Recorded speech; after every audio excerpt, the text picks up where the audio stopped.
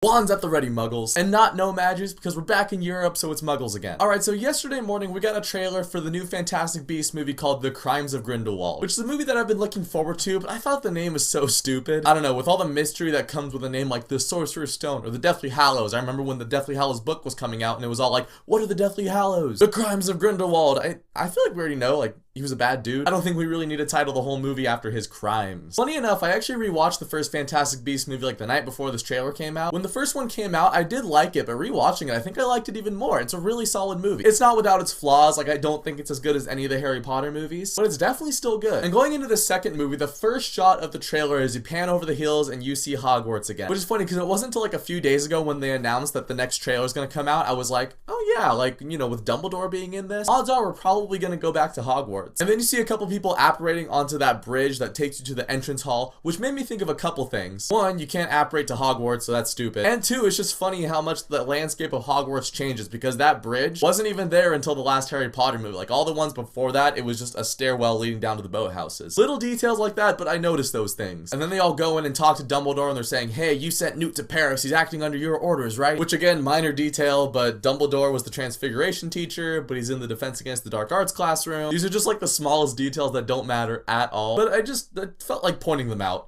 I don't know why. I get really nitpicky with Harry Potter. Dumbledore tells them something along the lines of like, if you've ever had the pleasure of teaching Newt, you'll know that he doesn't follow the rules very well. And I feel like this trailer did a really good job of teasing because you don't really get anything other than what we already knew. Newt is going to Paris, and somehow Queenie, Jacob, Tina, and Credence are all back. Don't know how any of them are tangled up in this. Especially someone like Credence who got blown up at the end of the first movie, and Jacob who got his memory wiped. Spoilers if you haven't seen the first Fantastic Beasts movie. The movie looks cool. Not sure why it's called Fantastic Beasts though. I mean, I know why, because they got a franchise that thing. And you do see a couple of Fantastic Beasts in this movie, but really, and when they announced it was going to be 5 movies, I was thinking that first one's mainly going to be the Fantastic Beasts and Where to Find Them. And the next couple, they're going to shy away from the whole Fantastic Beasts element of it, and you're going to get more into wizard politics and Grindelwald versus Dumbledore. This trailer does show you a couple of creatures. There's that one underwater shot of, I don't know who it was, but he was riding like, was it a Grindylow? One shot I really liked was that dude at the end of the trailer, again, don't remember who it was, but he's in that sleigh or carriage or whatever, and he just zooms off a building, and the carriage is being pulled by a bunch of thestrals. That was pretty cool. And the one shot of Johnny Depp that we got in this trailer where he's got the wands held up against him, I thought he looked better there than he did in Fantastic Beasts. And granted, he was in like